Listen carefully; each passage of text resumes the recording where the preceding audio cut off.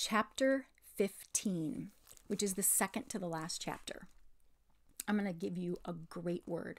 The word is penultimate. It means second to the last. So we're going to read the penultimate chapter. You go impress somebody with that word tomorrow, why don't you? Chapter 15, The Wonders of the Last Sea. Very soon after they had left Ramandu's country, they began to feel that they had already sailed beyond the world. All was different. For one thing, they all found that they were needing less sleep. One did not want to go to bed, nor to eat much, nor even to talk, except in very low voices. Another thing was the light. There was too much of it. The sun, when it came up each morning, looked twice, if not 3 times its usual size. And every morning, which gave Lucy the strangest feeling of all, the huge white birds, singing their song with human voices in a language that no one knew, streamed overhead and vanished astern on their way to their breakfast at Aslan's table. And then a little later, they came flying back, and they vanished into the east. How beautifully clear the water is, Lucy said to herself as she leaned over the port side early in the afternoon of the second day. Port is left. And it was. The first thing that she noticed was a little black object about the size of a shoe, traveling along at the same speed as the ship. For a moment, she thought it was something floating on the surface. But then there came floating past a bit of stale bread which the cook had just thrown out of the galley. And the bit of bread looked as if it was going to collide with the black thing, but it didn't. It passed above it. And Lucy now saw that the black thing could not be on the surface of the water. Then it suddenly got very much bigger and flicked back to normal size a moment later. Now Lucy knew that she had seen something just like that happen somewhere else. If only she could remember where. She held her head to her hand and she screwed up her face and she put out her tongue like this in an effort to remember, and at last she did. Of course, it was like what you saw from a train on a bright sunny day. You saw the black shadow of your own coach, your train car, running along the fields at the same pace as the train. Then you went into a cutting, and immediately the same shadow flicked close to you, and you got big racing along the grass of the cutting bank. Then you came out of the cutting, and flick, once more the black shadow had gone back to its normal size and was running along the fields. "It's our shadow, the shadow of the Dawn Treader," said Lucy. "Our shadow running along the very bottom of the sea. That time when it got bigger, it must have gone over a hill down there. But in that case, the water must be clearer than even I thought. Goodness gracious, I must be seeing the bottom of the sea, fathoms and fathoms down." As soon as she had said this, she realized that the great silvery expanse which she had been seeing, without even noticing for some time, was really the sand on the seabed at the bottom of the sea, and that all sorts of darker or brighter patches were not lights and shadows on the surface of the water, but real things on the bottom. At present, for instance, they were passing over a mass of soft purpley green with a broad winding strip of pale gray in the middle of it. But now that she knew it was on the bottom, she saw it much better. She could see that the bits of the dark stuff were much higher than the other bits, and they were waving gently. "Just like trees in a wind," said Lucy. "And I do believe that's what they are. That is a submarine forest." Submarine meaning not that it's in a submarine ship, but it's underneath the water. They passed on above it, and presently the pale streak was joined by another pale streak. "If I were down there," thought Lucy, "that streak would be just like a road going through the wood, and that place where it joins the other would be a crossroad. Oh, I do wish I was. Hello, the forest is coming to an end, and I do believe the streak really was a road. I can still see it going on across the open sand. It's a different color, and it's marked out with something at the edges, dotted lines. Perhaps those are stones, and now it's getting wider." But it was not really getting wider, it was just getting nearer. She realized this because of the way in which the shadow of the ship came rushing up towards her, like before. And the road, she felt sure it was a road now, began to go in zigzags. Obviously, it was climbing up a very steep hill. And when she held her head sideways and looked back, what she saw was very like what you see when you look down a winding road from the top of a hill. She could even see the shafts of sunlight falling through the deep water onto the wooded valley. And in the extreme distance, everything melting away into a dim greenness. But some places, the sunny ones, she thought, were ultramarine blue. She could not, however, spend much time looking back, because what was coming into view in the forward direction was too exciting. The road had apparently now reached the top of the hill and ran straight forward. Little specks were moving to and fro on it. And now something most wonderful, fortunately in full sunlight, or as full as it can be when it falls through fathoms of water, something wonderful flashed into sight. It was knobbly and jagged and of a pearly or perhaps an ivory color. She was so nearly straight above it that at first she could hardly make out what it was. But everything became clear when she noticed its shadow. The sunlight was falling across Lucy's shoulders, so the sun is coming from here, she's looking over to what's on the bottom, and so the sun is going to shine on it and put a shadow behind it that she can see. The sunlight was falling across Lucy's shoulders, so the shadows of the thing lay stretched out on the sand behind it. And by its shape, she saw clearly that it was a shadow of towers and pinnacles, minarets and domes. "Why, it's a city or a huge castle," said Lucy to herself. "But I wonder why they've built it on top of a high mountain." Long afterwards, when she was back in England and talked all these adventures over with Edmund, they thought of a reason, and I'm pretty sure it's the true one. In the sea, the deeper you go, the darker and colder it gets, and it is down there, in the dark and cold, that dangerous things live, the squid and the sea serpent and the kraken. The valleys are the wild, unfriendly places. The sea people feel about their valleys as we do about mountains, and they feel about their mountains as we feel about valleys. It is on the heights, or as we would say, in the shallows, that there is warmth and peace if you're living underground or underwater. The reckless hunters and brave knights of the sea go down into the depths on their quests and adventures, but return home to the heights for rest and peace, courtesy and counsel, the sports, the dances, and the songs. They had passed the city and the seabed was still rising. Now it was only a few hundred feet below the ship. The road had disappeared. They were sailing above an open park-like country, dotted with little groves of brightly colored vegetation. And then Lucy nearly squealed with excitement. She had seen people.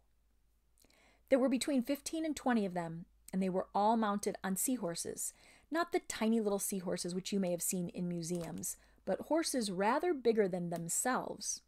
They must be noble and lordly people, Lucy thought, for she could catch the gleam of gold on some of their foreheads, and streamers of emerald or orange-colored stuff fluttered from their shoulders in the current. And then, "Oh, bother these fish," said Lucy, for a whole shoal of small, fat fish were swimming quite close to the surface, and they'd come between her and the sea people. But though this spoiled her view, it led to the most interesting thing of all. Suddenly, a fierce little fish of a kind she'd never seen before came darting up from below, snapped, grabbed, and sank rapidly with one of the fat fish in its mouth. And all the sea people were sitting on their horses, staring up at what had happened. They seemed to be talking and laughing.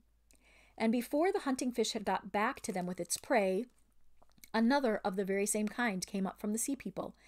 And Lucy was almost certain that one big seaman who sat on his seahorse in the middle of the party had sent it or released it, as if he had been holding it back till then in his hand or on his wrist. "Why, I do declare," said Lucy, "it's a hunting party, or more like a hawking party. Yeah, that's it. They ride out with these little fierce fish on their wrists just as we used to ride out with the falcons on our wrists when we were kings and queens at Cair Paravel long ago. And then they fly them, or I suppose I should say they swim them, at the others. How—" And then she stopped suddenly because the scene was changing.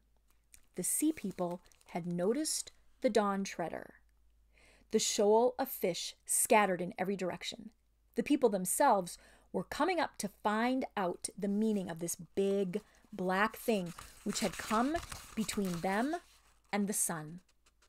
And now they were so close to the surface that if they had been in the air instead of the water, Lucy could have spoken to them. There were men and women both. All wore coronets of some kind, and many had chains of pearls. They wore no other clothes. Their bodies were the color of old ivory. Their hair was dark purple. The king in the center, no one could mistake him for anything but the king, looked proudly and fiercely into Lucy's face and shook a spear in his hand. His knights did the same. The faces of the ladies were filled with astonishment. Lucy felt sure that they had never seen a ship or a human before. And how should they in seas beyond the world's end, where no ship ever came? Here are the sea people.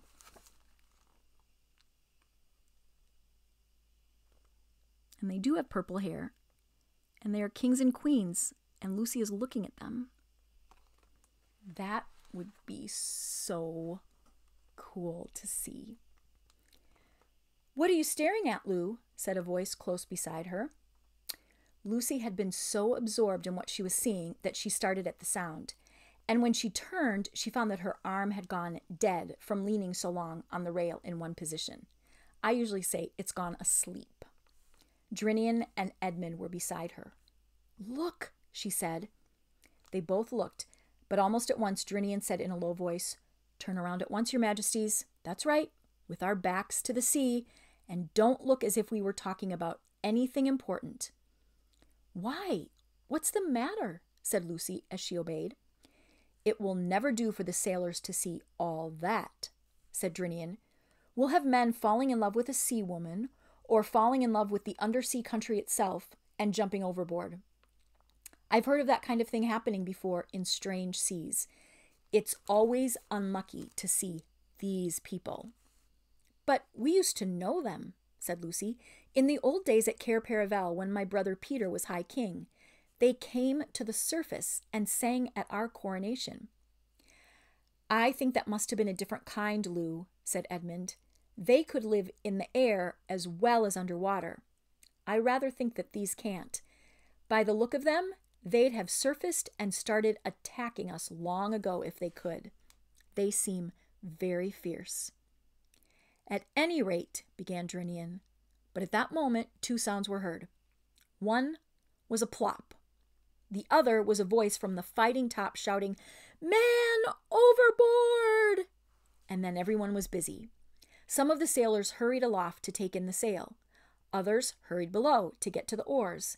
And Rince, who was on duty on the poop, began to put the helm hard over so as to come around and back to the man who had gone overboard. But by now, everyone knew that it wasn't strictly a man. It was Reepicheep. "Drat that mouse," said Drinian. Well, if he'd seen them and they looked ready to fight the people under the sea, of course he jumped into the water, because Reepicheep is always ready to fight. "He is more trouble than all the rest of the ship's company put together. If there's any scrape to be got into, in it will get. It ought to be put in irons, keel-hauled, marooned, have its whiskers cut off. Can anyone see the little blighter?" All this didn't mean that Drinian really disliked Reepicheep. On the contrary, he liked him very much, and so therefore he was very frightened about him, and being frightened put him in a bad temper. Just as your mother is much angrier with you for running out into the road in front of a car than a stranger would be. No one, of course, was afraid of Reepicheep's drowning, for he was an excellent swimmer. But the 3 who knew what was going on below the water were very afraid of those long, cruel spears in the hands of the sea people.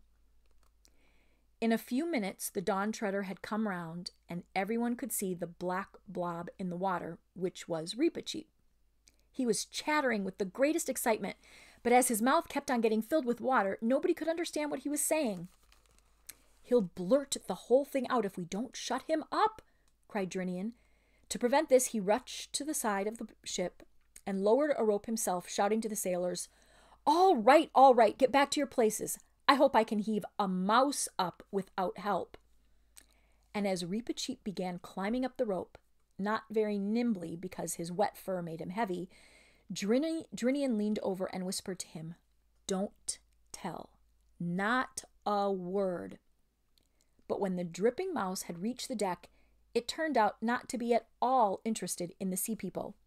"Sweet," he cheeped. "Sweet, sweet." "What are you talking about?" asked Drinian crossly. "And you needn't shake yourself all over me either."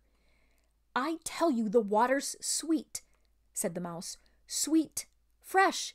It isn't salt." Salt water is what's in the oceans. He's saying that even though it had been salt water, now it's sweet. For a moment, no one quite took in the importance of this, but then Reepicheep once more repeated the old prophecy. "Where the waves grow sweet, doubt not, Reepicheep, there is the utter east." And then at last everyone understood. "Let me have a bucket, Reinolf," said Drinian. It was handed to him, and he lowered it, and up it came again. The water shone in it like glass. "Perhaps your majesty would like to taste it first," said Drinian to Caspian. The king took the bucket in both hands, raised it to his lips, sipped, then drank deeply and raised his head. His face was changed. Not only his eyes, but everything about him seemed to be sweeter. "Yes," he said, "it is sweet. That's real water, that is. I'm not sure that it isn't going to kill me, but it is the death I would have chosen if I'd known about it till now." "What do you mean?" asked Edmund. He just means it was so wonderful that if he died from drinking it, it would be worth it. Edmund said, "What do you mean?" It's like light more than anything else," said Caspian. "That is what it is," said Reepicheep. "Drinkable light. We must be very near the end of the world now." There was a moment's silence, and then Lucy knelt down on the deck and drank from the bucket. "It's the loveliest thing I've ever tasted," she said with a kind of gasp. "But oh, it's strong. We won't need to eat anything now." And one by one, everybody on board took a drink. And for a long time, they were all silent. They felt almost too well and strong to bear it. And presently they began to notice another result. As I've said before, there had been too much light ever since they had left the island of Ramandu. The sun had been too large, though not too hot, and the sea too bright, and the air too shining. Now, the light grew no less, if anything it increased, but they could bear it. They could look straight up at the sun without blinking. They could see more light than they had ever seen before, and the deck and the sail and their own faces and bodies became brighter and brighter, and every rope shone. And the next morning, when the sun rose, now 5 or 6 times its old size, they stared hard into it, and they could see the very feathers of the birds that came flying from it every day to bring the food. Don't ever look straight into the sun. They could only do it because they were at the end of the world and were drinking water that was like the sun. Hardly a word was spoken on board all that day, till about dinner time, and no one wanted any dinner. The water was enough for them. Drinian said, "I can't understand this. There is not a breath of wind. The sail hangs dead. The sea is as flat as a pond, and yet we drive on as fast as if there were a gale behind us." "I've been thinking that too," said Caspian. "We must be caught in some strong current." Said Edmund. "That's not so nice if the world really has an edge and we're getting near to it." "You mean," said Caspian, that we might be just, well, poured over it? Yes, yes, cried Reepicheep, clapping his paws together. That's how I've always imagined it. The world like a great round table, and the waters of all the oceans endlessly pouring over the edge. The ship will tip up, stand on her head for one moment we'll see over the edge, and then down, down, down. The rush, the speed. And what do you think will be waiting for us at the bottom, eh? Said Drinian. Aslan's country, perhaps, said the mouse, its eyes shining. Or perhaps there isn't any bottom. Perhaps it just goes down forever and ever. But whatever it is, won't it be worth anything just to have looked for one moment beyond the edge of the world? But look here, said Eustace, this is all rot. The world's round, I mean, like a ball, not like a table. I thought there was another picture in here. Oh, here. This one wasn't in this book. This is where Reep came out of the water saying that it was sweet, remember? Boy, I'm having a hard time. I can't. Oh, it's on this page. That's why. Everything is backwards the way that I'm recording. Okay. There he is screaming about the water being sweet, and they're tasting it and saying that it is sweet. He's such a cute mouse. Man, I wish we could have pet mice that looked like that.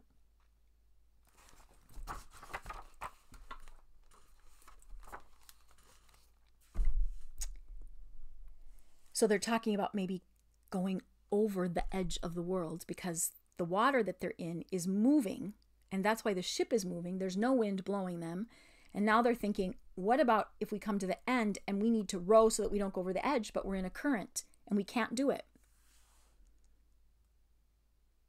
Whatever it is, won't it be worth anything just to have looked for one moment beyond the edge of the world? That's what Reepicheep said. But look here, said Eustace, this is all rot. The world's round. I mean, round like a ball, not like a table. Our world is, said Edmund. But is this? Do you mean to say, said Caspian, that you three come from a round world, round like a ball, and you've never told me? It's really too bad of you, because we have fairy tales in which there are round worlds, and I always loved them. I never believed there were any real ones, but I've always wished there were, and I've always longed to live on one. Oh, I'd give anything. I wonder why you can get into our world and we can never get into yours. If only I had the chance. It must be exciting to live on a thing like a ball. Have you ever been to the parts where people walk about upside down? Edmund shook his head. And it isn't like that, he added. There's nothing particularly exciting about a round world when you're there. That is the end of chapter 15. There is one chapter left, and I will come and read it after I eat my dinner. You might have heard my stomach growling while I was reading because I am so hungry. I wish that I could just have drinkable light for dinner like they did. Then I wouldn't need to eat anything.